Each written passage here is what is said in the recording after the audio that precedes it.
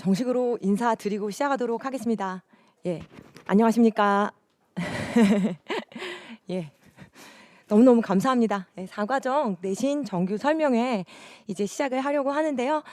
먼저 중1 학부모님 오신 거 맞으시죠? 예, 그러면은 요 비닐백 안에 자료를 좀 확인을 해주세요. 총 3권이 들어있으면 됩니다. 대학 입시 가이드북이 있을 거고요. 예, 개강 안내문, 중등부 개강 안내문이 있을 거고요.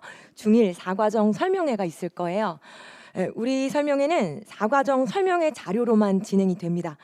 미리 말씀을 드리자면 대학 입시 가이드북은요, 집에 가서 꼭 정독을 해보세요. 결국 모든 목표는 대입을 위한 건데 그 대입에 대한 아주 좋은 가이드북입니다. 그래서 집에서 꼭 정독해서 좋은 정보 얻으시기를 바라고요. 그리고 중등부 개강 안내문은 저희 이제 중1, 2, 3 모든 개강 안내문 내용이 거기 들어있어요. 그래서 혹시 다른 학년 자녀를 두고 계신다든가 지인에게 이 학원에 대해서 좀 알려주고 싶으시다면 요 자료를 좀 참고하시면 되겠습니다. 네, 저희는 중1 4과정 설명회로만 진행을 할게요. 그러면은 중1 설명회 자료 펼쳐주시면 되겠습니다. 예, 다 식사는 하고 오셨는지 모르겠습니다.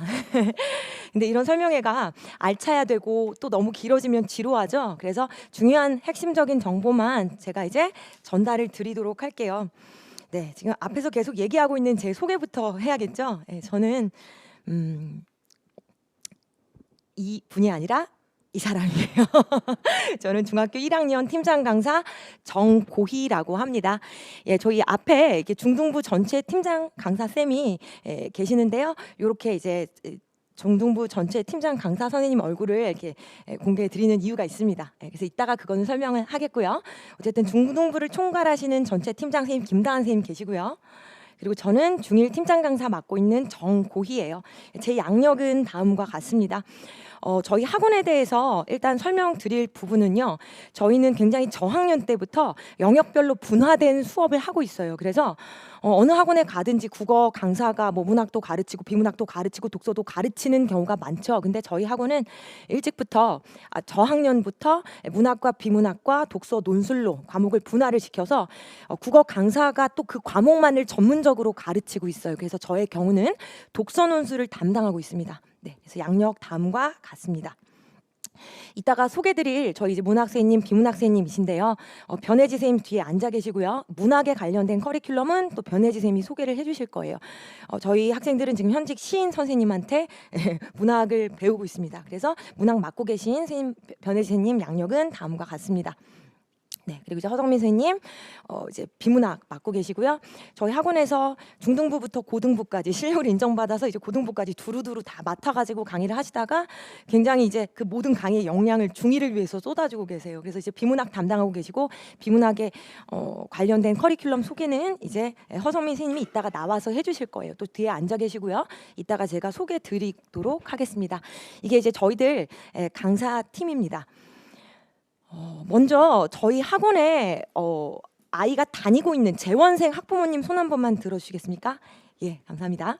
그러면은 신규생, 저희 학원에 다닌 적이 없는 아이 학부모님 손 한 번 들어주시겠습니까? 예, 알겠습니다. 그래서 한 분을 제외하고 많은 분들이 이 학원이 처음이라서 일단 학원에 체계라든가 아무것도 아는 게 없으실 거예요. 그래서 하나씩 좀 차근차근 설명을 드릴 건데요. 자, 먼저는 저희 학원에 오신 만큼 대학 입시 주요 변화에 대해서 딱 중1 중등부에서 이제 알아야 되는 것만큼만 간략하게 말씀드리고 넘어가도록 할게요. 설명의 자료는 제가 페이지를 다 명시를 해놨으니까요. 네, 그 페이지 참고해서 보시면서 그 내용이 여기 PPT에 담겨 있다라고 생각하시면 돼요. 그래서 설명의 자료 3페이지를 봐주시면 일단 수능과 내신에 대해서 딱 알아야 될 핵심만 말씀을 드리겠습니다. 자, 수능 같은 경우는요, 독서, 문학, 화작, 엄매 많이 들어보셨을 거예요. 근데 이제는 달라졌죠. 그래서 개편된 2028년 수능부터는 쉽게 말하면 모든 학생들이 이제 문법을 해야 됩니다. 문법이 선택 과목이 아니라 문법이 필수 과목으로 들어간 게 변화다라고 설명드릴 수 있을 것 같아요. 그래서 화작, 독서, 문학, 엄매로 묶였던 그 구성이 달라진 것뿐이지 이렇게 다르게 좀 묶어놓은 것뿐이죠. 그냥 핵심적인 것만 말씀드리자면 선택 과목에 문법이 있었다면 필수 과목에 문법이 들어왔다 이렇게 이해하시면 되겠어요. 그래서 언어가 문법을 의미합니다. 그래서 이제 우리 아이가 전략적으로 문법을 선택하는 게 아니라 문법은 기본 볼트 값으로 잘해야 되는 거구나라고 이해하시면 되겠습니다. 네. 그리고 이제 내신의 경우는 쉽게 말하면 9등급에서 5등급제로 달라진 거예요.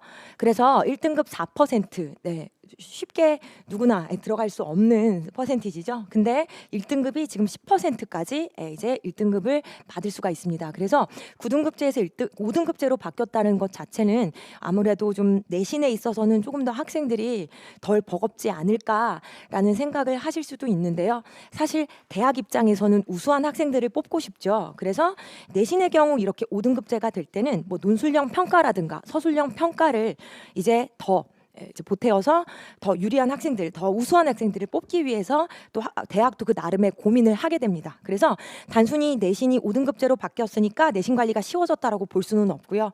5등급제로 된 만큼 대학은 더 우수한 학생들을 뽑기 위해서 또 여러 가지의 평가가 생길 거라는 것을 예측을 할 필요가 있죠. 가장 궁금한 거 아니겠습니까? 도대체 우리 아이 내신 등급에서는 무슨 대학을 갈 수 있냐 가장 궁금하실 것 같은 거 표로 처리해서 담아 두었습니다. 설명의 자료 4페이지에 있으니까요. 요거 이제 보시면서 대략 인서울 학교들은 어느 정도 등급일 때 갈 수 있는지 또 정보 얻어가시기 바랍니다. 자, 그리고 가장 중요한 변화 중에 하나가요. 이제 논술형과 서술형 문항이 확대되는 거예요. 그래서 지금 설명의 자료 4페이지에 나와 있는 거 좀 그대로 읽어드리자면 지식, 암기 위주의 평가는 지양하고 사고력과 문제 해결력을 평가할 수 있는 서술형, 논술형 평가를 강화하겠다라고 공지를 했습니다. 그래서 이와 같은 변화에 맞춰서 이미 중학교 내신부터가 이와 같은 변화에 맞춰서 논술형, 서술형 문항들이 이제 출제 경향이 강화가 되고 있습니다. 그럼 지금부터는 조금 더 좁혀 들어가도록 할게요. 우리 중등부, 특히 중1과 관련된 이슈를 좀 설명을 드리겠습니다. 2018 개정교육 과정에서 이제 2022 개정교육 과정으로 넘어가서요. 우리 친구들이 지금 작년에 교과서가 전면적으로 바뀌었습니다. 그래서 2022 개정교육 과정에 맞게 어떤 식의 변화가 특히 강남권에서 있었는지 간단하게 좀 요약적으로 설명을 드리겠습니다. 일단 자유학년제에서 자유학기제로 변화됐다는 것은 아실 겁니다. 그래서 자유학기제라는 건 쉽게 말해서 한 학기 중간기말 본다는 얘기입니다. 여기서 지필평가란 중간기말이라고 이해하시면 되고요. 1학기 혹은 2학기 학교장의 재량껏 선택을 해서 한 학기는 지필평가를 보게 됩니다. 그리고 논술형과 서술형 평가를 수시로 실시한다라고 나오죠. 쉽게 말해서 우리 학생들이 계속 막 수행 때문에 많이 골머리를 앓잖아요. 그래서 시도 때도 없이 많은 수행 평가가 부여가 되면서 학생들은 기본적인 라이팅 능력, 기본적으로 작문 능력을 갖춰야 되고 정확하게 개념을 이해해서 그것을 문장으로 풀어 쓰는 능력을 가지고 있어야 돼요. 그래서 아주 수시로 논술형, 서술형 평가가 학교에서 실시가 되고 있다는 것을 기억하시면 되겠습니다. 수행 평가라는 이름으로 학생들은 계속 논술형, 서술형 문제를 이제 써야 하는 그런 입장이고요. 그리고 정식적인 지필 평가는 1년에 한 학기 실시되고 있습니다. 그래서 저희 학원에서 오랫동안 이제 어떤 식으로 강남권에서 이 자유학기제를 운용을 하는지를 좀 지켜보고 그것을 좀 표로 담아봤습니다. 2022년에 이제 학교별로 우리는 자유학년제를 일단 유지하겠다. 아니다. 자유학기제로 바로 전환하겠다. 조금 달랐죠. 그래서 다음 학교들을 보면은 일단 자유학년제로 유지하겠다. 어떤 과도기의 변화를 좀 지켜보는 입장이 아니었나 싶습니다. 자, 그러다가 바로 자유학기제로 전환을 한 학교들이 다음과 같습니다. 그래서 2023년 자유학기제가 어떤 식으로 운영이 됐냐면 자유학기제로 전환하겠다고 선언하고 단대보증 같은 경우 1학기 때 바로 중간고사를 실시했어요. 그래서 이 강남권에서는 단대보증이 상당히 좀 빠르게 움직였죠. 그리고 이제 대부분의 학교들이 1학기 동안은 좀 텀을 두고 2학기 때 이제 시험을 실시하는 경향을 보였습니다. 한 가지 특이한 점은 진선여중, 숙명여중 같은 경우는 2학기에 실시를 하는데 기말만 실시를 했다는 거죠. 이때 저희들이 잠실중 같은 경우도 내신 수업을 깔았었는데 잠실중 같은 경우는 내신을 보지만 뭐 중간고사 때는 영어, 과학만 보고 국어를 보지 않는 등 역시 기말만 이제 국어를 실시하는 그런 모습들이 있었습니다. 예, 그러다가 이제 2024년이 됐을 때 매년 달라져요. 예, 1학기 때 자유학기제였다가 2학기 때 자유학기제로 넘어가는 학교들이 생기고요. 그리고 신천중 같은 경우 잠시만요. 비교해서 보여드리겠습니다. 신천중 같은 경우는 자유학년제를 한 해 유지하다가 그 다음에 바로 자유학기제로 이제 들어오게 됩니다. 그래서 모든 학교들이 이제 어떻게 할 것인가, 이 변화에 어떻게 따라갈 것인가를 좀 주의 깊게 관망을 했겠죠. 그러면서 한 해가 바뀌면 거의 전면적으로 모든 학교들이 시험을 보게 됐습니다. 그래서 2024년 같은 경우는 1학기 때 시험을 봤던 학교가 단대, 서일, 언주, 잠신이고요. 그리고 2학기 때 시험을 본 학교가 다음과 같습니다. 한 2년 정도는 대치중과 숙명여중이 중간고사 없이 기말만 국어를 실시했는데 지금 올해의 경우는 대치중이 이제 중간기말을 다 보게 됐고요. 희문중이 전례 없이 이제 기말만 실시하겠다고 이야기를 해놓은 상태예요. 그래서 매년 이렇게 학교마다 자유학기제 운용이 달라진다는 점. 그래서 저희는 매 학기 초에 올해 이 학교가 중간을 보는지 기말을 보는지 1학기 때 자유학기제인지 2학기 때 자유학기제인지 매년 달라지기 때문에 이런 것들을 저희들이 항상 주시하고 있습니다. 그래서 몇 년에 걸친 변화를 표로 담아서 좀 정리를 해서 보여드립니다.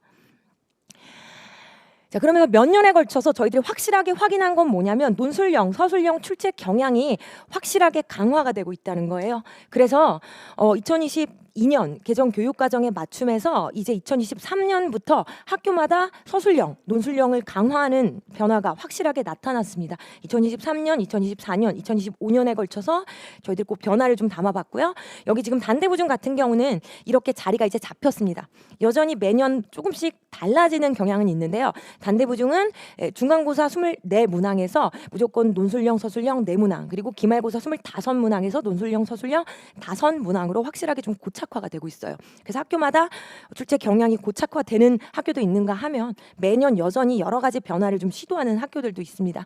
그래서 그런 모든 변화의 추이는 이 설명의 자료를 통해서 확인하시면 되겠습니다. 자, 논술형, 서술형 기출문제가 어떤 것이냐. 자, 보시자면 만만치 않습니다. 자, 숙명여중 작년 2학기 기말고사인데 일단 문법, 품사, 중학교 1학년의 핵심 문법이거든요. 그 품사랑 관련된 서술형 문제가 다음과 같이 나와요. 그런데 주어와 서술어를 반드시 포함할 것. 주어, 서술어라는 거는 문장 성분 개념이죠. 그럼 당연히 교육받으신 어머님, 아버님들 입장에서는 주어, 서술어 당연히 갖춰서 써야지 하지만 사실 아이들 입장에서는 주어, 서술어 어떤 식으로 이제 이걸 포함시켜야 될지에 대해서 문법 개념이 제대로 잡혀있지 않은 경우에는 이런 조건에서부터 막힐 수가 있습니다. 그리고 학습 개념을 정확하게 가지고 있지 않으면 조건에 맞춰서 답을 쓴다는 게 어렵겠죠. 그래서 논술형, 서술형 문제의 경향이 이렇게 만만하지 않다는 점을 말씀을 드립니다. 그리고 인근 학교에서 단대부중 같은 경우는 상당히 조건을 정확하게 주고 그 조건에 맞춰서 문제를 냅니다. 그래서 덜렁거리는 남학생의 경우 내가 답을 안다고 생각하고 조건을 빠뜨리고 문장을 쓸 수 있죠. 뭐 예를 들면 글쓴이는 이라고 문장을 쓸 수 있는데 문장 형식으로 서술하라고 해서 그 문장을 줬기 때문에 이 문장을 그대로 맞춰서 쓰지 않으면 이 문장과 다르게 쓰는 경우는 감점이 있어요. 그래서 서술형 문제 같은 경우도 주어진 조건대로 정확하게 답을 써야지 실수 없이 감점 없이 문제를 잘 풀 수가 있습니다. 그래서 논술형, 서술형 이런 문제들이 확실히 학생들에게는 별도의 훈련을 좀 요해요. 그래서 굉장히 좀 신중하게 조건을 파악해서 자신들이 배운 학습 개념을 정확한 문장에 담아야 하는 게 논술형과 서술형이거든요. 요즘 아이들이 정확한 문장 구사 잘 안 되는 게 많기 때문에 논술형, 서술형 출제 경향은 날로 계속 좀 강화가 되고 있어요. 문제도 만만치는 않습니다. 그래서 논술형, 서술형 평가 문제에 필요한 해결 능력 총 5가지로 좀 정리를 해서 말씀을 드리자면요. 일단 문제가 무언가 뭘 요구하는지를 정확하게 알아야겠죠. 그리고 배운 학습 개념이 담겨 있어야 되기 때문에 학습 개념을 정확하게 외우고 있어야 돼요. 그리고 그 서술형 문제에서 요구하는 조건을 정확하게 파악해서 그 조건대로 논리적으로 글을 전개해야 되고요. 가장 중요한 거 문장에 있어서 문법적 오류가 생겨버리면 당연히 감점이죠. 많은 것을 안다 해도 문장구사가 제대로 안 되면 당연히 그것은 감점의 요인입니다. 그래서 오지선다형보다 훨씬 더 여러 가지 능력을 갖추고 있어야지 제대로 풀 수 있는 문제가 논술형, 서술형 문제라고 할 수가 있습니다. 자, 지금까지는 뭐 수능과 관련된 그리고 내신과 관련된 이런저런 변화를 좀 말씀을 드렸어요. 그래서 이런 모든 변화를 저희들이 또 관망하면서 또 저희들도 이에 맞게끔 어떤 식으로 커리큘럼을 짜서 나아가고 있느냐. 자, 국어 능력을 위한 산중일 투트랙 전략이라고 제가 이제 좀 설명을 드리도록 하겠습니다.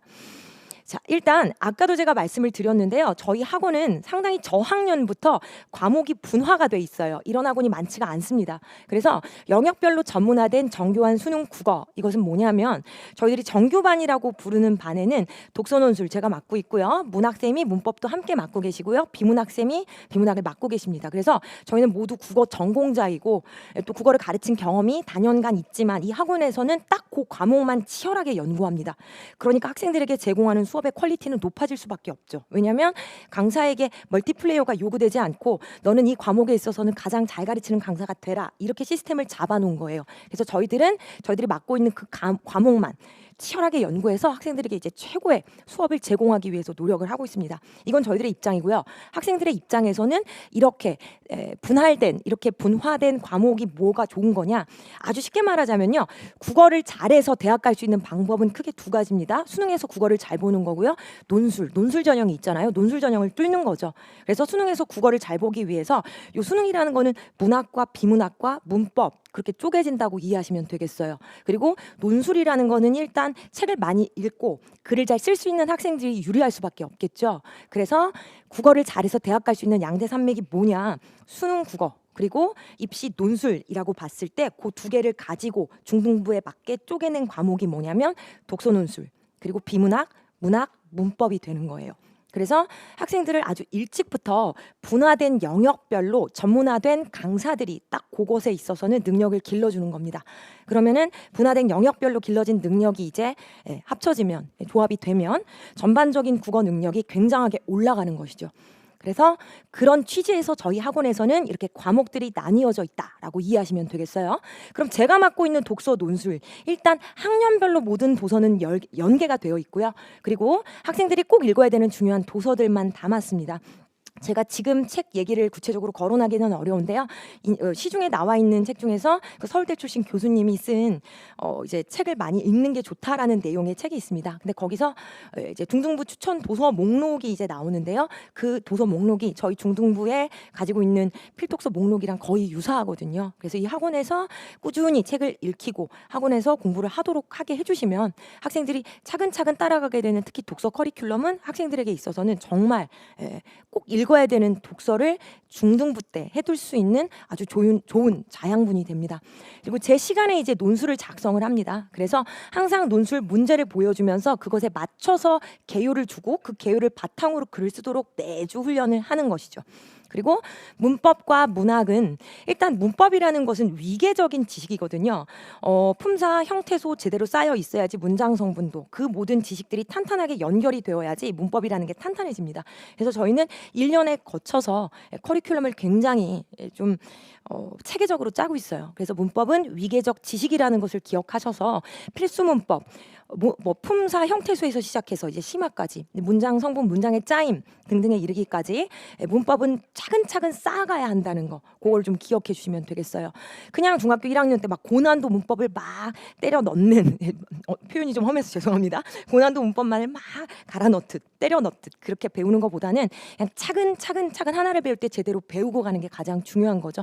그리고 문학, 일단 기본적으로 우리 아이가 비문학은 잘하는데 문학은 못해요, 뭐 이런 식의 말들 아마 하실 수도 있고 들어보신 적도 있으실 거예요. 그것에 대해서는 아마 문학쌤이 더 하실 말이 많겠지만 제가 이제 미리 좀 말씀을 드리자면, 사실 문학이라는 것도 그 접근이 이 개념어를 논리적으로 정확하게 이해한다면 이 문학의 감상에 있어서도 그냥 방만한 감상이 아니라 그 개념을 가지고 정확하게 문학 작품을 보게 돼요. 그래서 문학쌤은 항상 하나의 개념을 교과서에 수록된 작품을 통해서 가르쳐 주십니다. 그래서 하나의 개념을 정확하게 가르쳐 주되 교과서에 수록된 작품들을 저희들이 이제 선정을 해서 문학을 가르치고 있습니다.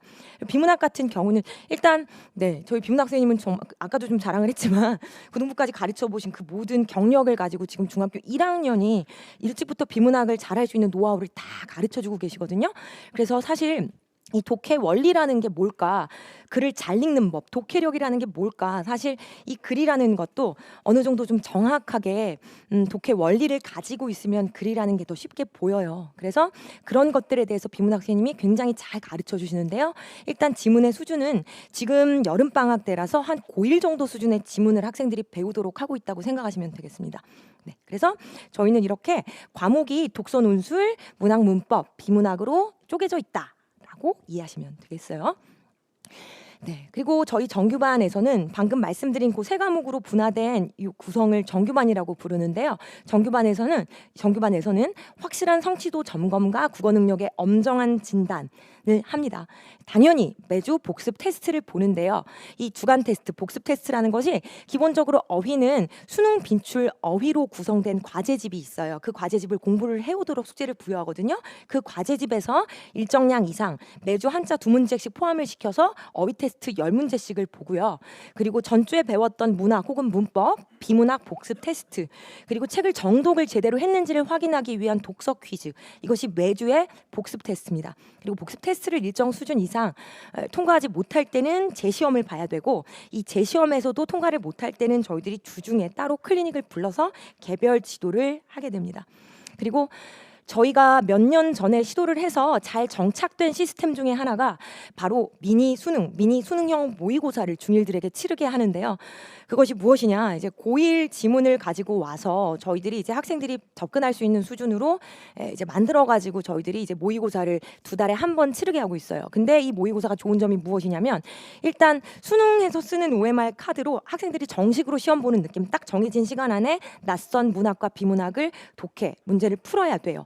그리고 나서 학생들이 이제 그 풀이를 마치고 나면 그 다음 주에 저희들이 9등급제로 이제 학생들이 그 들어만 봤던 1등급, 2등급, 3등급을 경험을 하게 돼요. 그래서 저희들이 가지고 있는 이제 좋은 시스템을 잘 활용을 해가지고 저희들이 이제 학생들의 모든 답지를 9등급으로 이제 다 등급 산출을 해서 우리 아이가 국어는 이 정도다, 우리 아이가 국어가 어디가 약하다, 뭐 비문학이 약하다, 문학이 약하다, 뭐 이런 거를 이제 점검을 해주는 거예요. 그래서 문항별로 학생의 강점, 약점을 분석할 수 있고, 9등급제로 우리 아이가 국어 능력이 어느 정도 되는지를 좀 가늠해 볼 수 있는 그런 시험이라고 보시면 되겠어요. 제가 어머님들, 아버님들 만나 보면은 수학이나 영어는 이게 대외적인 큰 시험이 있는데 국어는 우리 아이가 어느 정도 하는지에 대해서 불안감이 있으셨어요. 그래서 이 국어 능력이 우리 애가 뭐 이학원 가서는 상위반이 나왔는데 또 정말 잘한다고 믿어도 되느냐, 우리 아이 국어가 어느 정도냐, 이걸 너무너무 궁금해하시더라고요. 그래서 사실 저희는 반배치고사, 입반 테스트 그런 게 없습니다. 그래서 모든 학생들에게 좋은 수업을 제공한다는 그런 기본적인 저희 학원의 운영 방침은 변하지 않아요. 그렇기 때문에 따로 입반 테스트를 보지는 않지만, 그러나 정기적인 테스트를 통해서 학생들에게도 긴장감을 주고, 그리고 국어 능력에 있어서도 좀 정확하고 엄정하게 진단을 해요. 쉽게 말하자면 고1 수준의 모의고사를 줘도 계속 만점 받는 우리 학생이 있어요. 그럼 이제 그런 학생한테는 부모님께 전화해서 얘는 국어는 타고났습니다, 그거 아시면 될 것 같고요, 국어는 이렇게만 계속 잘 시키시면 되고, 얘는 이 부분에 있어서는 정말 잘하는 애입니다, 이렇게도 말씀을 드리죠. 그래서 뭐 등급이 이제 한 번 보고 2번 볼 때마다 올라가는 친구들도 있어요. 그럼 이제 그런 친구들에 있어서도 걔가 어느 정도로 국어가 올라가고 있는지를 가르쳐 드리고, 또 어떤 경우 학생이 문학에서만 자꾸 오답이 많이 나와요. 그럼 저희들이 이런 데이터를 통해서 얘가 이제 문학 쪽을 좀 어려워한다는 거를 말씀을 드리면서 그 부분을 더 강화시켜서 가르치도록 지도하겠다고 말씀을 드리는 것이죠. 그래서 이런 식으로 2달에 한 번 수능형 모의고사를 치른다는 거. 사실 이번 주가 이제 모의고사를 보는 주간인데요. 이미 전화가 걸려오고 있어요. 어떤 전화가 걸려오냐면 이거 어떻게 공부해야 되냐고, 지금 공부할 건데 어떻게 하면 좋은지 많이 물어보는데요.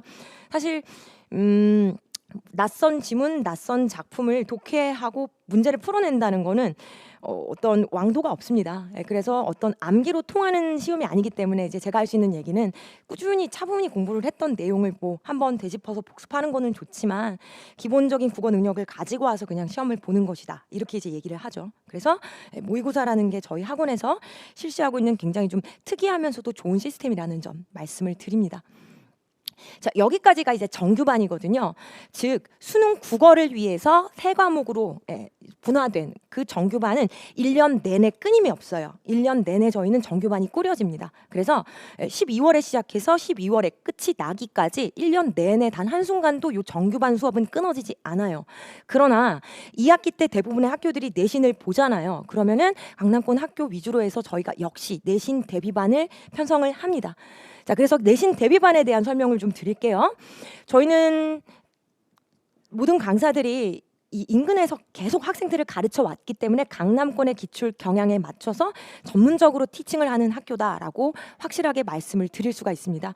학교마다 기출 경향이라는 게 확실하게 있어요. 그리고 언젠가 제가 이제 뭐 기출 문제집을 뭐 보여드릴 오늘 가져오지는 않았습니다만 강남권 기출 문제를 한번 보시게 되면 일단 내신 수업 등록을 하시면 이제 기출 문제집을 주는데 그 문제를 좀 보시면요 아마 놀라실 겁니다. 왜 놀라시냐면 이게 어머님들 아버님들 때의 국어랑은 정말 판이하게 달라요. 그래서 옛날에는 국어에서 100점 맞지, 중학교 때 100점 맞지, 언제 100점 맞아 이런 말이 나오는 게 국어였잖아요. 그리고 국어 우리말인데 그걸 뭐 따로 배우나라는 생각이 들 만큼 국어라는 과목이 그렇게 난도가 높지 않았어요. 근데 이제는 아시다시피 이 국어가 사람의 발목을 잡게 되고 국어는 하루아침에 또 좋아지지 않기 때문에 더 애를 태우는 과목이 돼버렸죠. 자, 일단 수능에서의 국어, 특히 비문학 많이 어렵다고 알려져 있는데 지금 강남권 내신 정말로 만만치가 않습니다. 그래서 학교마다 수준은 굉장히 좀 상이한데 그래도 정말 어렵게 내는 학교는 혀를 내두를 만큼 인근 학교 중에서 어떤 학교 중학교 문법 문제를 현직 고등학교 재직하신 선생님이 보면서 이거 어떻게 푸냐고 너무 어렵다 이렇게 말이 나올 만큼 학생들은 상당한 고난도 지식을 배우고 있고 그 지식을 내신을 통해서 이제 확인을 하고 있거든요. 그래서 저희는 학교별 담임제로 진행이 돼요. 그 학교의 기출 경향을 그 강사는 정확하게 알고 있고 그 기출 경향에 맞게 가르칩니다. 그래서 일단 기본적으로 5회 정도가 기본적인 횟수라고 이해하시면 되겠어요. 수업의 5회 어떻게 짜여지냐면 1주부터 3주 즉 1회부터 3회 수업까지는 진도를 나갑니다. 그리고 4회 수업부터는 이제 전체적인 복습에 들어가고요. 직보라고 부르는 것이 직전 보강이라는 개념이에요. 그래서 직전 보강은 시험 전날에 이루어집니다. 그래서 총 4+1이라고 이해하시면 4주 동안 가르치고 시험 전날에 직보까지가 포함된 컬이구나라고 이해하시면 되겠어요. 그래서 1주 1, 2, 3주 안에 시험 범위가 끝나는 경우도 있지만 시험 범위가 많은 학교는 이제 4주까지 시험 범위 진도를 나가죠. 그리고 시험 전날 직보 때 이제 그 학교 기출 경향에 대해서 조금 더 밀착적으로 말해주면서 그 다음 날 시험을 잘 볼 수 있도록 역량을 가장 많이 발음이 안 되네요. 끌어 올려주는 게 이제 직보 때 가르치는 내용입니다. 근데 이제 학교마다 시험 날짜가 굉장히 달라요. 혹시 여기 신천중학교 있으십니까? 신천중학교 어머님 아버님? 그 학교 같은 경우는 지금 학사 일정을 봤을 때 다른 학교에 비해서 거의 한 달 정도를 늦게 중간고사를 본다고 공지가 되어 있거든요. 이런 식으로 매년 학교마다 상당히 좀 다른 경향이 있어요. 그래서 그런 경우는 시험 범위도 좀 더 많아지겠죠. 그런 경우는 당연히 이 주차가 좀 늘어나겠죠. 그래서 그런 거를 감안하시면서 내신 대비에 대해서는 보시면 되겠습니다. 그리고 저희는 교재 과제집 정말 공들여서 따로 만들고 있습니다. 그래서 가장 학습 목표를 정확하게 이해할 수 있는 교재 그리고 시중에 문제집 따로 구매하실 필요 없습니다. 왜냐하면 저희들이 과제집에 다 적절하게 담아놨어요. 그리고 출제 포인트 짚어가지고 저희들이 이제 복습 자료까지 열심히 만듭니다. 여기는 제가 지금 개별 이미지를 실지 않았는데 교재 과제집이 주어지면 시중 문제집 없이 이 두 권만으로 해결이 되고 플러스 매주 주는 주차 자료가 있어요. 거기는 추가 문제가 실려 있기도 하고 더 보완이 필요한 뭐 시험 범위, 뭐 추가 범위가 있다면 더 넣어주기도 하고 이렇게 진행이 됩니다. 그래서 자체 제작한 교재와 과제집을 쓴다는 점 기억하시면 되겠고요. 정말 중요한 게 기출 분석과 풀이죠. 특히 저희는 뭐 문법, 품사 같은 경우는 작년에 교과서가 바뀌었다 해도 이 품사의 기본적인 문법 지식은 바뀌지 않는 것이잖아요. 그런 식으로 문제를 누적을 했을 때 500문제, 굉장히 많은 문제를 저희들이 보유를 하고 있어요. 그래서 학생들에게 이 기출 문제집을 3주차, 4주차부터 제공을 합니다. 특히 요번 1학기 때 수업을 들었었던 학교에서는 어머님께서 이제 피드백을 주셨는데 그 방대한 자료가 너무 좋았고 또 기출 문제를 풍부하게 제공하는 점이 너무나 마음에 들었다. 그래서 우리 아이가 아마 뭐 과학고를 준비하고 있는 것 같았어요. 어머님께서 남기신 멘트로는. 그래서 그런 가운데 이제 국어를 따로 공부시키기는 좀 어려운데 내신 때 이렇게 자료를 방대하게 잘 제공해 주기 때문에 너무나 마음에 들었다라고 피드백을 주셨습니다. 그래서 저희는 누적된 기출 문제 많이 가지고 있고요. 그것을 교과서가 바뀌었다 해도 쓸 수 있는 것에 있어서는 최대한 제공을 하면서 학생들이 많은 문제 풀어볼 수 있도록 하고 있어요. 그래서 제가 이제 지금 가르치는 학생 중에서 뭐 근처에 있는 이응 중학교인데 저쪽에 있는 디귿 중학교 문제를 풀면서 선생님 이거 진짜 어려운 것 같아요. 이렇게 말하고 뭐 디귿 중학교에서 아주 잘하는데 이응 중학교 문제를 다 틀려요. 그럼 선생님 이건 어떻게 된 거예요? 이렇게 물어보고 그렇게 기출 경향이라는 게 학교마다 있어요. 그래서 그 기출 경향을 알고 배우는 게 너무나 중요하죠. 그래서 일단 수업의 전반적인 내용을 잘 가르치되 막판에는 그 기출 경향으로 좁혀 들어가는 게 학생들이 시험을 잘 볼 수 있는 방법 중에 하나입니다. 자, 그래서 지금까지 이제 정규반과 내신 이야기를 드렸잖아요. 지금까지 흐름 한 번만 간단하게 정리하겠습니다. 제가 초반에는 지금 수능이라는 게 어떻게 바뀌었고 뭐 문법이 필수가 됐다고 말씀드렸죠. 그리고 이제 내신이라는 게 5등급제가 됐다. 그러나 다른 식의 어떤 평가 기준들이 마련이 될 것이다. 그것은 논술형, 서술형, 문항을 제대로 작성하는 능력이 요구될 것이다. 말씀을 드렸어요. 그리고 중학교 1학년과 관련된 이슈에 있어서는 저희 학원 같은 경우는 요 수능이라는 걸 대비할 수 있는 정규반 독서, 논술, 문학, 비문학으로 나뉘어져 있고 1년 내내 정규반 수업은 진행이 된다는 거. 그리고 내신에 있어서는 이 학교별 담임제로 꾸려지고 있다는 거, 그것을 강조를 드렸습니다. 그리고 최근에 강남권 학교의 경우는 논술형, 서술형 출제 경향이 강화되고 있다는 점. 그리고 작년에 교과서가 바뀌었고 시험 문제 난도는 나날이 계속 올라가고 있다는 점. 특히 문법에 있어서는 인근 학교에서 문법 문제를 출제하는 수준이 고등학교 선생님도 놀라실 정도의 수준까지도 출제를 한다는 점 말씀을 드렸습니다. 간단하게 좀 정리 드렸고요. 저희 연간 커리, 세부 커리 보여드리고 싶은 이유가 있는데요. 제가 1년 내내 수능을 위한 정규 수업이 돌아간다고 말씀드렸죠. 근데 1년에 걸쳐서 결국 수능 국어를 위한 국어 능력을 제대로 배양하기 위해서 저희들이 1년에 걸쳐서 커리큘럼을 딱 짜놓았어요. 이걸 한번 좀 보여드리고 싶었습니다. 그래서 저희가 연과정이라고 부르는 시기가 12월 말부터라고 보시면 되거든요. 그래서 12월, 1월, 2월 요렇게 이제 연과정 시작이 되는데요. 이때부터 이제 수능 국어를 위해서 독서, 문학, 비문학 치열하게 돌아가는 거죠. 그리고 겨울방학 때는 영역별 특강 굉장히 많이 마련을 해놔요. 1과정, 2과정 이렇게 끊임없이 수능 국어를 위한 커리는 돌아가고 있습니다. 그러다가 1과정의 이 시기가 이제 1학기 중간고사 시기죠. 아까 보셨겠지만 단대부중이라든가 언주중, 잠신중 같은 학교가 이번에는 시험을 봤습니다. 그리고 이 시기가 이제 1학기 일반 학기제인 학교에서는 내신 시기가 이 시기입니다. 그래서 저희들이 이 시기 때는 당연히 내신 수업을 편성을 하되 저희는 수능 국어 수업 빼놓지 않고 1년 내내 이어집니다. 네, 그래서 지금 3과정 여름방학 시즌이죠. 그래서 저희들이 지난주에 막 영역별 무료 특강을 마쳤습니다. 그래서 문법, 비문학, 문학, 모의고사 특강 등등 굉장히 다채롭게 꾸려서요. 이 여름방학 과정이 이제 거의 매듭이 지어지고 있고 다가오는 주에 모의고사를 보게 되는 것이죠. 그럼 이제 2주 있다가 4과정이 시작이 되는데요. 자, 4과정 대부분의 학교들이 이제 2학기 내신 대비 들어가요.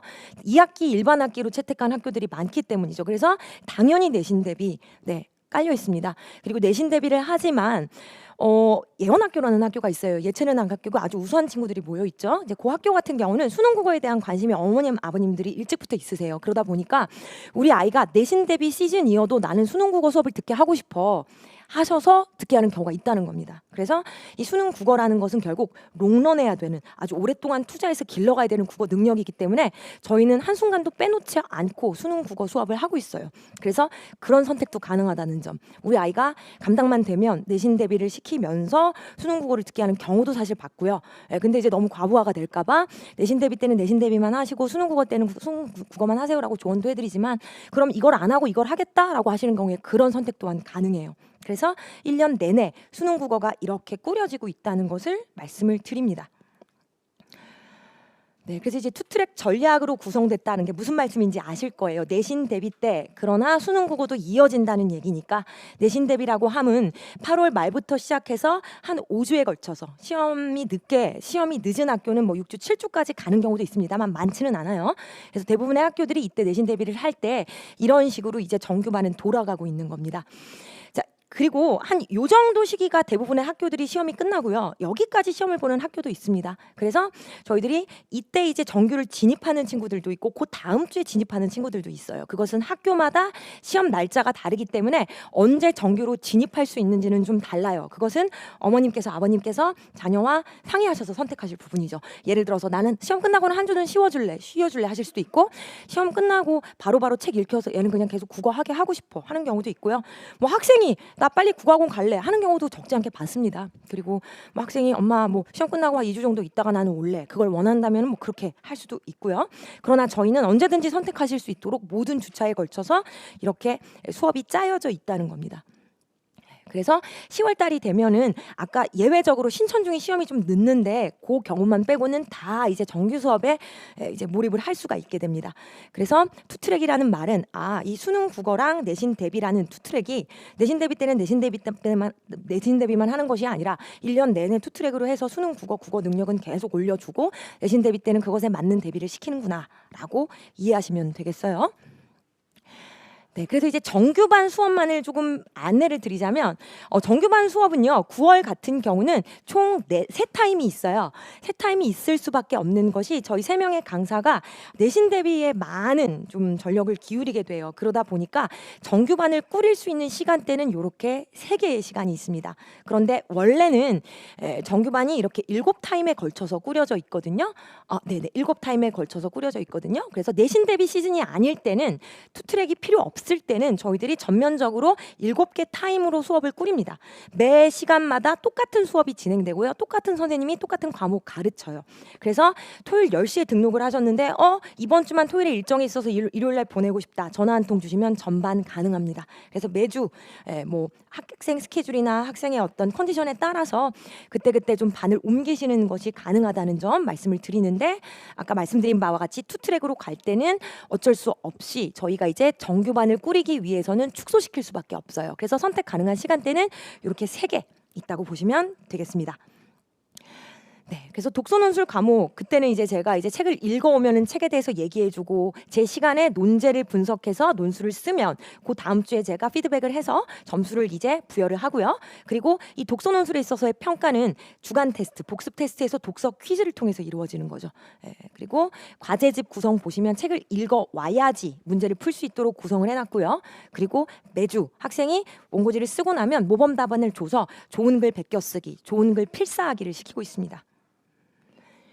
그리고 이제 문학, 문법, 비문학 기본 구성은 같아요. 가르친 내용에 있어서 복습 테스트가 이루어지는데 테스트에 합격을 못하는 경우에는 재시험에 응시를 해야 됩니다.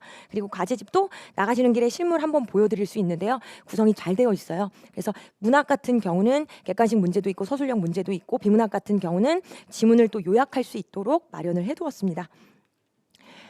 네, 그래서 정규반만의 커리큘럼을 보시자면 이미 말씀드린 바와 같이 중간고사를 보지 않는 학교도 있죠. 2학기 때 중간을 안 보는 학교도 있고 우리 아이는 일단 수능 국어 공부 이어가고 싶어 하시는 경우 혹은 1학기 때 단대, 언주, 잠신중처럼 이미 시험을 봐서 2학기 때 시험을 안 보는 경우는 이제 이 커리를 선택하실 수 있겠죠. 그러면은 이 3과목 계속 이어지는데 독서 같은 경우는 이제 지리, 프레임 아주 중요한 심리학 서적이에요. 그래서 4주에 걸쳐서 이렇게 되어 있는데 아까 말씀드린 것처럼 이 4주 동안은 시간대가 3개밖에 없잖아요. 근데 이때 저는 원래 독서 논술을 맡고 있는데 이때 아까 얼굴 보여드렸었던 중등부 팀장 강사 선생님, 중등부 팀장 강사 선생님께서는 예비고일 선생님이신데 이때 요 시즌 동안에 이제 김다은 선생님께서는 독서 논술 맡아주십니다. 그리고 이 시즌 동안만 저희 3명은 좀 정규에 몰입을 하다 보니까 우리 문학 선생님이 이제 비문학까지 뭐 가르쳐 주실 수도 있고 약간의 어떤 강사 구성이 조금은 달라질 수 있어요. 그 점은 좀 양해를 부탁드려요. 왜냐하면 저희가 투트랙을 선택하기 위해서는 이 정규도 꾸리기 위해서는 좀 그렇게 갈 수밖에 없습니다. 네. 그리고 이제 이때 시험이 끝나는 학교들도 있고 추석 이후에 시험이 끝나는 학교들도 있는데 저희들이 이런 식으로 커리큘럼을 짜 두었고요. 네, 그리고 10월 달에는 이제 정규에 집중할 수 있는 시기입니다. 신촌중은 제외지만요. 그래서 이런 식으로 꾸려져 있고요. 아까 말씀드렸던 수능형 모의고사 마지막에 이제 보려고 저희들이 계획을 잡아놨습니다.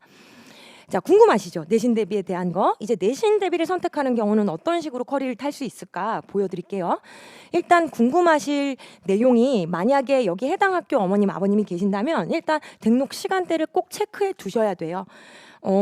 개원중 같은 경우는 일요일 2시에 와야만 하는 거죠. 네, 일요일 2시에 이제 학교 담임선생님이 이제 변혜지 선생님이셔요. 그리고 이 개원중은 이제 비상 박영민이라는 교과서를 쓰고 있거든요. 그래서 이런 사항들 다 기재를 해놨습니다. 여기 지금 대청중이라든가 역삼중 같은 경우가 반이 2개예요. 학생들이 좀 많은 학교라서 반을 2개로 편성을 했고요. 그리고 또 도곡중 어머님 아버님 계신다면 이 도곡중이 저희 학원이 굉장히 인원이 많아요. 그래서 뭐 도곡중 같은 경우는 반을 2개로 해도 무방한데 저희들이 여건상 반을 하나로 했기 때문에 혹시 도곡중 어머님 아버님 계신다면 조금 미리 등록하시는 거 좀 추천을 드립니다. 작년 같은 경우는 도곡중이 너무 많은 학생들이 몰려서 이 고등부 강당을 이 대형 강의실 을 이용해야 할 만큼 또 많은 학생들이 왔었거든요. 그래서 학교마다 지정 시간대가 다르다는 점 유념하시고 딱 이 시간에 등록을 해야지만 수업을 듣게 할 수 있다라고 기억하시면 되겠어요. 내신 때 이렇게 등록 시간에 맞춰서 등록을 하시고 나면요. 내신반 커리는 이 시기가 이제 내신 대비 시기겠죠. 그러면 예를 들어서 우리 아이가 일요일 2시 타임에 이제 내신 수업을 들었다 하면은 내신 수업을 듣고 근데 우리 아이 시험이 추석 이후네 뭐 대청중은 추석 전인데요. 대명중 같은 경우가 추석 이후예요. 그러면은 요 시기까지 대명중은 이제 시험을 준비를 해야 되는 시기예요. 근데 이제 대청중 같은 경우는 요 시기에는 이제 시험이 끝나서 추석 때 이제 정규 수업을 선택을 할 수가 있습니다. 그럼 이제 10월부터는 금육 토십, 토이, 일육, 일십, 일이, 일육 7개 타임 중에서 원하는 시간대 올 수 있는 거죠. 그래서 이 7개 타임 중에서 등록을 이제 나는 무슨 시간대 하시겠다라고 선택하시면 그 시간대로 이제 보내주실 수 있고요. 매주 전화 한 통화 주시면 상황에 따라서 반을 좀 옮겨드리는 게 가능합니다. 그래서 내신 대비를 하는 경우는 이런 식으로 커리를 타게 된다. 이렇게 이해하시면 되겠습니다. 네. 자, 독서 논술 정규반에서의 독서 논술 이야기를 좀 드리고요. 문학, 비문학 이야기를 좀 드리고요. 그 다음에 좀 질의응답을 갖도록 할게요. 질의응답 시간에는 영역에 관한 질문도 괜찮지만 어떤 특정 학교에 대한 질문도 좋습니다. 그럼 일단 독서 논술에 대한 이야기 간단하게 드리겠습니다. 자, 4과정 지정 도서는 다음과 같습니다. 그래서 총 5권의 책을 4과정 2달 동안에 소화를 하게 되는데 대부분의 학생들이 내신 대비라서 요 2권시기 때는 내신 대비를 하는 경우가 많아요. 그러면은 나머지 3권을 소화할 수 있도록 허리가 짜여져 있습니다. 네, 그래서 지정 도서에 관한 내용은 설명의 자료에 잘 명시를 해두었으니까 읽어보시면 좋겠고요. 독서논술 수업이라는 거는 책을 읽어와야지 제 수업을 통해서 더 많은 걸 이해할 수 있어요. 그러나 책을 읽어오지 않아도 수업만으로도 그 해당 도서에 대한 지식을 많이 얻어갈 수 있습니다. 그리고 수업 시간 안에 논술문 작성이 이루어져요. 그리고 제가 정말 많은 학생들, 아무리 많은 학생이라도 논술문 일일이 다 봅니다. 그래서 개별적으로 학생들에게 코멘트하고 있고요. 학생들 글 쓰는 스타일도 다 파악을 하고 있어요. 그렇게 제가 피드백을 해주면 그 첨삭 내용 플러스 모범 답안을 받게 된 친구들이 모범 답안을 베껴 적는 것, 필사하는 것으로 이제 한 도서가 완성이 되는 거죠. 네. 자, 논술 문제 보여드리자면 다음과 같습니다. 이게 어마무시한 논술 문제입니다. 이런 걸 우리 애가 어떻게 할 수가 있을까? 네, 충분히 할 수 있습니다. 이게 사실 대학 입시 논술 문제로 나온 건데요. 우리 학생들이 책을 읽어서 수업 내용에서 배우게 되는 게 뭐냐면 형질, 전환, 해기식, 복제, 돼지 뭐 이거에 대해서 저한테 이제 수업을 듣는 거예요. 그 내용에 대해서는 뭔지 알아요. 그래서 굉장히 어렵게 보이지만 이 조건대로 글을 쓸 수 있도록 수업 시간 안에 학생들은 지식을 탑재하게 돼요.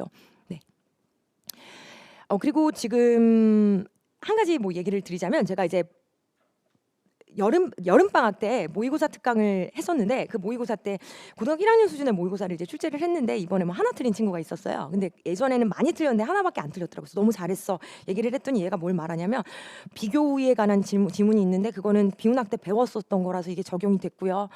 그리고 하리하라 뭐 의학 이야기 거기 읽었는데 그것과 관련된 지문이 나와서 이건 또 빨리 풀었어요. 그래서 제가 굉장히 뿌듯했던 게 비문학 때 배웠던 내용 그리고 책에서 읽었던 내용을 내가 활용을 하니까 어려운 고일 문제를 이제 아이에게 줘도 애가 이제 푸는 거예요. 그리고 애가 그것으로 인한 성취감과 기쁨을 굉장히 많이 느끼면서 돌아갔거든요. 그런 모습들을 볼 때 계속 책을 읽고 끊임없이 비문학 공부를 하고 문학 공부를 하고가 얼마나 많은 내공이 되는지를 한 번 더 좀 실감할 수 있었어요. 이건 제가 생각이 나서 좀 말씀을 드려봅니다. 어머님들 그리고 아버님 학생들이 매주 책을 읽고 매주 글을 쓰는데 뭔가 활용을 하고 싶잖아요. 요거 꼭 기억해 주세요. 독서 교육 종합 지원 시스템이라는 이름이었다가 3년 전에 독서로라고 바뀌었어요. 그럼 요 시스템을 이용하시면 뭐가 좋냐면 학생들이 매주 글을 읽잖아요. 그리고 책을 읽잖아요. 글을 쓰잖아요. 그거를 데이터화 시켜서 누적을 시켜 놓을 수 있어요. 그러면은 이걸 데이터화 시켜놨기 때문에 언제든지 학교 쌤한테 제출해서 생기부 반영해달라. 우리 애가 고등학교 어디 준비하고 있는데 우리 아이가 이렇게 책 읽었다는 독후 활동으로 이걸 좀 반영해달라고 요청하실 수 있거든요. 그래서 책을 읽고도 그거 다 그냥 흘려 보내버리면 아깝죠. 그래서 그것을 데이터화 시킬 수 있는 좋은 시스템. 네, 지금 독서로로 이름이 바뀌었으니까 알아두셔서 활용하시면 좋을 것 같습니다. 네, 설명에 24페이지에 나와 있으니까요. 꼭 참고해 보세요. 네. 자, 이제 문학이랑 비문학 관련된 커리큘럼 이야기를 우리 선생님들 좀 나와서 말씀을 해주시겠습니다. 우리 문학 선생님 먼저 나오시겠습니다. 네, 어머니들 안녕하세요. 김영진국악원 문학 담당 강사 변혜지입니다. 설명의 16페이지를 보시면 전반적인 9월, 10월 문학, 비문학, 독서 커리큘럼이 적혀 있는데요. 여기를 펼쳐주시면 좋겠습니다. 일단 문학에 대한 전반적인 수업 방향을 말씀드리면 첫 번째로는 이 문학 작품이라는 것이 시와 소설과 이런 것들이 결국에 사람 사는 이야기고 이 사람들이 어떤 시대 속에서 어떤 상황 속에서 어떻게 살아가면서 어떤 감정을 느끼는지를 파악하는 게 문학이다라는 것을 아이들이 이해할 수 있도록 수업을 진행합니다.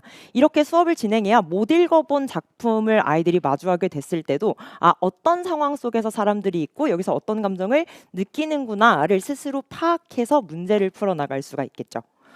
두 번째는 아까 얘기했다시피 문학 같은 경우에 중등으로 와서 가장 크게 달라지는 점이 개념 용어가 사용된다는 점인데요. 이를테면 시점이라는 소설 용어가 있습니다. 시점이 뭐냐면 소설 속에서 이야기를 전달해주는 서술자가 작품 안에 있느냐 작품 밖에 있느냐에 따라서 무슨 1인칭 시점, 3인칭 시점 이런 것들이 갈라지는데 아이들이 이런 것들을 처음 들었을 때 시점이라는 말이랑 시대적 배경, 시간적 배경이라는 용어를 굉장히 혼동합니다. 자, 이런 식으로 문제를 풀기 위해서 알아야 되는 개념 용어들을 1시간에 1개에서 2개 정도 정확하게 수업을 하고요. 아이들이 이 개념 용어에 익숙해질 수 있도록 소설 수업은 소설 수업의 루틴, 시 수업은 시 수업의 루틴을 만들어 놓습니다. 소설은 아이들이 구성 단계, 발단, 전개, 위기, 절정, 결말에서 발단에선 인물과 배경이 소개되고 전개에서는 갈등이 시작되고 절정에서는 사건 해결의 실마리가 제시되고 하는 일정한 단계 같은 것들이 있는데 아이들이 수업을 하면서 이것들을 자연스럽게 습득할 수 있도록 모든 소설 수업은 이러한 루틴에 따라서 진행이 되고요. 시 같은 경우에도 마찬가지입니다. 시에서 어떤 화자가 어떤 상황에서 어떤 감정을 느끼고 있는지를 파악해야 그 시의 내용을 파악했다고 말할 수가 있겠죠. 이런 것들을 같이 정리해주고 문제를 풀기 위해서 어떤 표현법이 사용되었고 어떤 운율 형성 요소가 들어갔고 어떤 심상이 사용됐는지 표현적인 요소, 형식적인 요소들을 따로 정리를 해주고 있습니다. 자, 세 번째는요. 일제감정기 작품이라던가 산업화 시대 작품이라던가 옛날 소설, 옛날 작품이다 보니까 굉장히 용어가 딱딱합니다. 딱딱하고 아이들이 그냥 읽었을 때는 조금 재미없게 느껴질 수가 있기 때문에 이것들을 아이들이 이해할 수 있는 상황, 아이들이 이해할 수 있는 언어로 풀어서 설명을 해주는 경우가 많습니다. 이를테면 지난 몇 주 정도 전에 유치환의 깃발이라는 시를 배운 적이 있어요. 이 깃발의 주제가 뭐냐면 이상향에 대한 추구와 이것에 도달할 수 없는 인간의 근원적 한계에 대한 슬픔이거든요. 이게 중요를 어떻게 이해할 수가 있겠습니까? 그래서 이걸 아이들이 이해할 수 있게 이제 구체적인 예시를 들어주는 거죠. 선생님의 초등학교 3학년 때 꿈은 호그와트에 가는 것이었는데 선생님은 호그와트에 갈 수가 없어. 왜냐하면 인간이니까. 어떤 개인의 노력이 부족해서가 아니라 그냥 인간이기 때문에 안 되는 것들이 있는데 그것에 슬퍼하는 거야 하는 식으로 아이들이 이해할 수 있는 예시를 들어서 설명을 해줍니다. 네 번째는요. 작품을 다 이해하고 나서도 뭘 해봐야 되겠느냐. 문제를 풀어봐야 실제로 어떻게 문제로 나오고 어떤 부분들의 함정이 있고 이것들을 어떻게 피해갈 수 있는지를 파악할 수가 있겠죠. 그래서 과제집에도 물론 문제를 넣어놓지만 저희들이 매주 아이들이 추가적으로 공부하고 싶은 싶은 친구들을 위해서 복습 자료라는 것들이 매주 나가게 되는데요. 그 복습 자료에는 해당 문학 작품에 대한 이 근처에 기출 문제를 넣어 놓기도 하고요. 해당 문학 작품에 대한 고등 문제를 한두 개 끼워 넣기도 해서 아이들이 추가적으로 더 어렵게 문제가 나온다면, 그리고 이 작품이 시험에 나온다면 이렇게 나오겠구나를 파악할 수 있도록 수업과 자료를 준비해서 진행하고 있습니다. 9월 같은 경우에는 일제강점기와 산업화로 지금 작품을 꾸려놨는데요.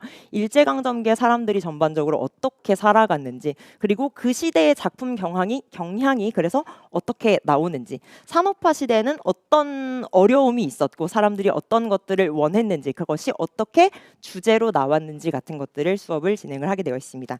10월에는 고전논문이 나와 있습니다. 고전논문은 사실은 시조라는 갈래를 제외하고는 아이들이 고등학교에 가기 전에 거의 접할 기회가 없습니다. 학원을 다니지 않으면 고전논문을 접할 기회가 중등 때는 시조를 빼고 거의 전무하다고 봐도 될 것 같은데요. 그래서 고등학교에 딱 갔는데 정말 어려운 영어랜다 용어로 듣도 보도 못한 내용들이 있으면 어렵지 않겠습니까? 그래서 중1 아이들이 이해하기 쉬운 용어들로 풀이를 해놔서 아이들한테 이 고전을 맛보기 해주는 수업이라고 생각을 해주시면 되겠습니다. 네, 9월, 10월 문학 수업 이렇게 풍부하게 꾸려놨고요. 맡겨주시면 열심히 가르치겠습니다. 비문학 선생님 나와서 설명해 주실게요. 네, 안녕하십니까. 저는 비문학을 담당하고 있는 허성민 강사라고 하고요. 마찬가지로 여기 나와 있는 자료집의 16페이지 보시면서 설명 들으시면 될 것 같습니다. 학생도 있고요. 어머니, 아버님들도 다 공부 많이 하셨을 것 같은데 요즘 비문학 정말 어렵습니다. 정말 전공 수준에 가까울 정도로 많이 어려운데요. 저도 똑같이 아이들에게 질문하고 똑같이 저에게도 스스로 질문합니다. 어떻게 하면 비문학을 잘 풀 수 있을까? 근데 어떻게 따지고 보면 되게 멍청한 질문인 것 같은데 대답은 너무나도 명확하게 들어가 있어요. 어떻게 하면 되냐면 다 외우시면 됩니다. 자, 지문에 나와 있는 내용이 어떤 게 선택지에 걸릴지 우리는 알 수가 없어요. 요즘 질문은 특히 그렇거든요. 제가 수능 봤을 때는 중심 내용 중심으로 이게 배치가 되기 때문에 중심 내용 잘 찾으라고 하는 게 바로 이것 때문이었죠. 그리고 우리 시험 볼 때는 제한된 시간 안에 많은 문제를 풀기 때문에 만점자가 거의 나오지 않잖아요. 근데 이제 문항수도 많이 줄어들고 문항수가 줄어드는 대신에 지문 난이도가 엄청나게 많이 높아지고 그다음 구석구석에 있는 문장들이 많이 뜬금없는 얘기가 나오면 맥락과 상관이 없으면 오히려 밑줄을 하셔야 됩니다. 선택지의 등장 확률이 오히려 높으니까요. 그래서 이런 식으로 이제 얘기를 합니다. 어떻게 하면 시험 문제를 잘 풀까? 다 외우면 된다. 이게 비문학 지문을 독해하는 제일 중요한 전제 조건이다. 근데 우리는 천재가 아니기 때문에 다 외울 수가 없다. 그러면 어떻게 하면 되느냐? 외운 것처럼 하면 된다. 그래서 중심 문장을 찾는 이유는 뒷받침 문장과 의미적으로 중복되기 때문에 두 개 기억할 거 하나 기억하는 거고, 자료가 나오면 자료에 최대한 옮겨가지고 이렇게 지문을 배제하고 이쪽에만 신경 써서 두 개 신경 쓸 걸 하나로 줄인다. 이런 전략들을 지금까지 쭉 배웠거든요. 그래서 연과정부터 시작해서 겨울방학부터 시작해서 지금까지 벌써 8개월 정도, 9개월 정도 됐는데 매주 제가 한 주 동안 한 가지 전략씩을 계속 아이들에게 소개를 해줬어요. 중간에 복습하고 이런 것들도 좀 하긴 했는데 이렇게 나오는 내용들을 꾸준히 다 공부를 했던 친구들이 이렇게 이제 지금까지 왔던 겁니다. 그리고 이번 과정부터는 어떻게 할 거냐면, 사실 저도 이제 컨텐츠가 고갈이 되기 일부 직전이에요. 워낙 많은 내용들을 쭉 이렇게 알려주다 보니까 이제 어느 정도 이렇게 해야 할 것들은 아이들이 많이 알고 있거든요. 그래서 아이들에게 야, 이런 질문 나오면 어디 주목하라고 얘기했지 하면은 꾸준히 다녔던 친구들은 대답 다 하거든요. 그리고 어떤 거 나왔을 때 어떤 용어 이런 것들도 많이 얘기합니다. 심지어 이번 주에는 뭐를 했었냐면 상위적 포섭이라는 말도 했어요. 제가 심리학 용어도 많이 갖고 오거든요. 왜냐하면 심리학의 학습이라는 컨텐츠 안에는 그 배우는 내용과 암기 방법 이런 것들도 같이 들어가 있기 때문에 최대한 이런 것들을 적용해 가지고 아이들에게 좀 이해하기 쉽게 설명하고 원리도 많이 얘기를 해주기 때문입니다. 근데 이제 어느 정도 이게 완성이 됐다라고 생각을 하기 때문에 이 남은 과정부터는 어떻게 할 거냐면 지문에 나오는 내용을 바탕으로 해서 먼저 이런 내용 배울 거야, 이런 거 우리 기억하자라고 하고 지문에서 적용하는 연습을 좀 많이 할 거예요. 배운 거를 그냥 이론으로서만 남겨두는 게 아니라 어떤 지문이 나왔을 때 어떻게 하는지 이런 것들에 대해서 연습을 좀 더 심화된 내용으로 다룬다라고 생각하시면 될 것 같습니다. 제 나름대로도 비문학과 관련돼 있는 전략들을 많이 연구하게 되는데요. 어머니 아버님들께 말씀드릴 거는 저도 나름대로 위계 질서를 갖추고 체계를 갖춰서 어떻게 가르칠지를 되게 많이 고민하게 돼요. 그래서 제가 내린 결론은 뭐였냐면 우리 경제학에도 거시경제학이 있고 미시경제학이 있잖아요. 그래서 독해 비문학을 독해하는 전략도 제 나름대로 거시 독해 전략이 있고 미시 독해 전략이 있다. 근데 거시 독해 전략은 말 그대로 방법론적인 측면이고 미시 독해 방법은 내용과 관련돼 있는 내용이라 요거를 1학년 때는 뭐가 적합할까라고 생각했을 때 저는 무조건 거시 독해 방법을 1학년 때 알아야 된다. 왜냐면 1학년 때 기본적으로 가야 할 큰 그림과 그다음에 가이드라인 그리고 방향, 태도를 좀 잘 보는 게 중요하다고 생각하거든요. 그래서 1학년 때 최대한 이런 것들을 많이 중점적으로 얘기했고요. 지금까지 알려뒀던 전략은 내용과는 거의 무관한 내용들로 많이 구성을 해놨었습니다. 그래서 지금까지 먼저 등록을 안 했던 분들이 좀 많으시니까 요거 내용을 앞에서 언급하면서 복습하며 지문에 적용하니까 이렇게 해가지고 마찬가지로 내용을 심화한다라고 생각하시면 되겠고요. 이전에는 독해 전략 대비 지문 난이도가 조금 쉬운 편이라는 느낌이었다면 이제는 어느 정도 개념을 다 정리해 놨기 때문에 지문 난이도가 좀 많이 상승하게 될 거예요. 그래서 이제 4과정, 5과정 지나게 되면 많이 어려운 지문도 배우게 될 겁니다. 심화 자료도 들어가고 그다음에 그 법률과 관련돼 있는 내용들도 많이 나오게 될 거거든요. 그래서 이제 배운 전략들을 어떻게 사용할지 활용도에 대한 것들 많이 공부하게 될 거예요. 그래서 이렇게 해서 1학년 과정이 마무리된다. 이렇게 생각하시면 되겠고요. 그다음에 어머님들이 많이 내신 때문에 많이 오셨을 것 같아요. 지금 이 시기가 1학년 내신의 가장 중요한 그 관심사가 되는 기간이기 때문에 그렇습니다. 참고로 얘기하면 저는 남학생 전문이고요.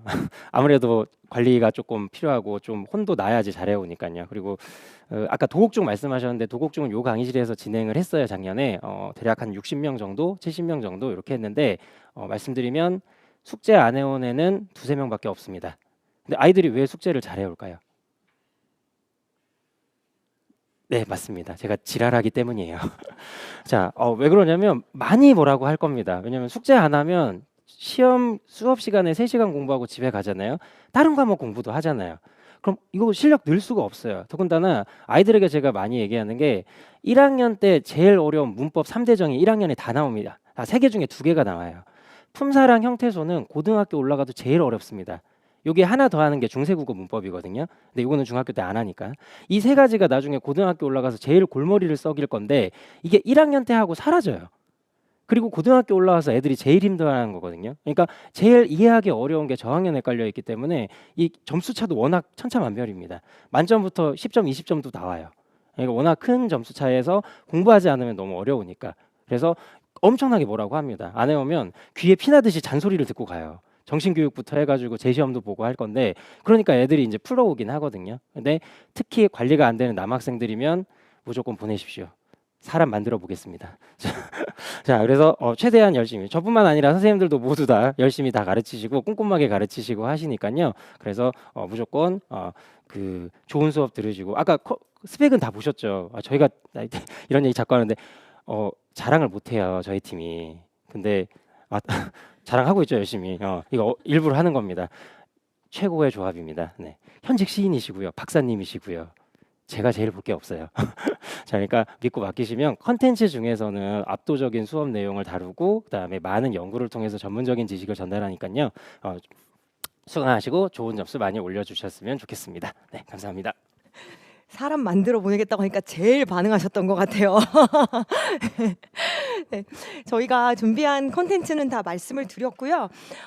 지금부터는 간단하게 교재 과제집 이미지만 좀 보여드리고요. 질의응답으로 바로 이어갈게요. 자, 설명의 자료 27페이지 보시면은 정규반 역시 정말 단연간의 노하우로 제작된 교재 과제집 구성돼 있고 복습 자료도 매주 새롭게 나간다는 점 말씀을 드립니다.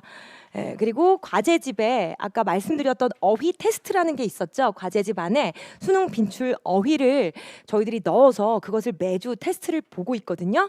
그래서 수능 빈출 어휘로 구성된 한자어, 한자성어 그리고 이 한자, 필수 한자에 이르기까지 저희들이 과제집 구성이 매우 알찹니다.